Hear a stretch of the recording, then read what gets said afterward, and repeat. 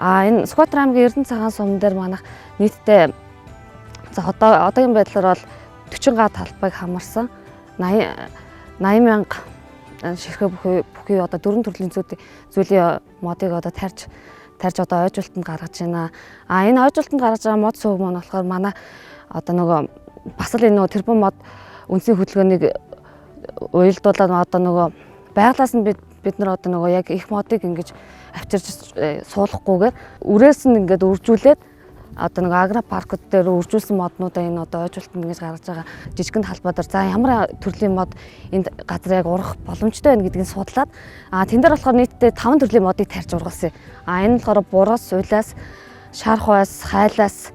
агч гэсэн энэ модыг тарьж ургалсан. Тэгээд эндээс маань болохоор ер нь бол шалгарсан нэг 4 мод маань бол ер нь 80-аас 90% ургалттай гэж одоо тооллогоор тоологдоод тэгээд энэ одоо нийтдээ 40 га талбайд болохоор тэр 4 төрлийн модыг зурвсан болон нөхөн тариалтаар одоо хамгаалтын одоо нөгөө зурвас одоо байгуулахаар тэгж одоо төлөвлөн ажиллаад одоо тариалтын одоо намрын тариалтаа одоо эхлүүлээд байж байна.